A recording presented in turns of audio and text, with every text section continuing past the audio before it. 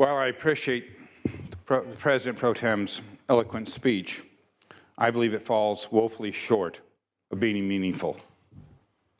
It was just a short 3 weeks ago on this Senate floor that my colleagues and I brought a resolution forward to expel a member, and we were told that it was a distraction to this floor.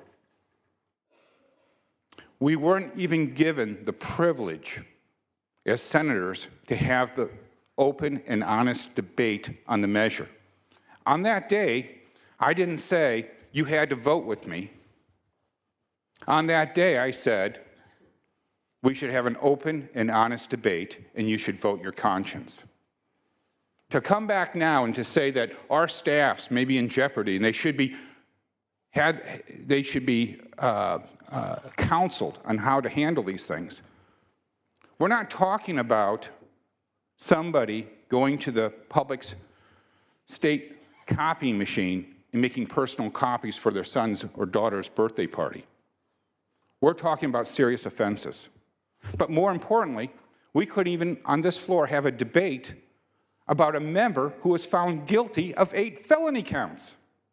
So to come back now and say, well, we're going to do all sorts of reforms, I find it disingenuous. And let me say something else. The argument that, well, we've been very productive and we've done wonderful things over the last 3 years. Pete Rose uses the same argument. He was a winning coach, but he violated the law, and his issues were addressed. Why is it that when a senator brings forth a motion to expel another member, he can't have an honest hearing here? Are we going to do some more substitute motions and hide behind more parliamentary procedures? Is that the nature of the day? Or are we going to go ahead and introduce reforms that are going to reduce our gifts from 400 to 200? Because after all, that's going to address the issue. Look, if you can be bought for $400, you can be bought for $200. It doesn't speak to the content of the character of the senator. This is not like laying pipe or shuffling papers in a boardroom. We're lawmakers. We're not above the law. When you look back on it and you start thinking, well, you know, I was accused of something, but my job is to shuffle papers in the boardroom, you could probably stay on your job. You probably can do it. In fact, any member here outside of this red floor could probably continue with their job because if they violate the public's trust, it's not crucial. The only thing we have is our ability not to violate the public's trust.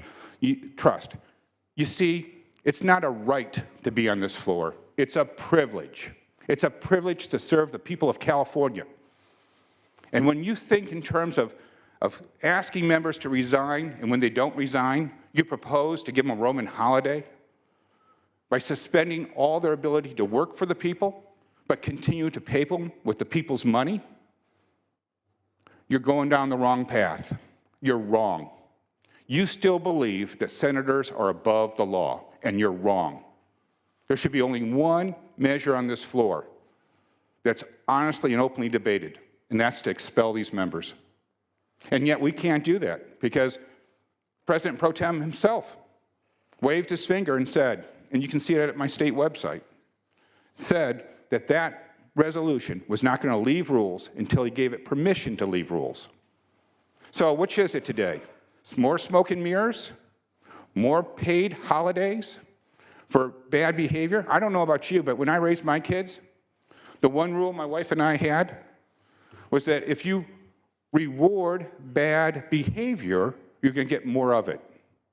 How is it sitting at home, watching TV or doing whatever your pleasure, perhaps playing golf, getting paid by the state Senate and the people, and not having any responsibility to do the work is acceptable in a punishment in any way, shape, or form? What we're doing is incentivizing bad behavior with this resolution. It's wrong. Listen, stop ignoring the phone calls. Pick up the calls yourself. Look at the letters that are being sent to you. Everybody outside this room, they get it. Senators are not above the law. So why is it so difficult under this dome for you to understand that? I urge a no vote.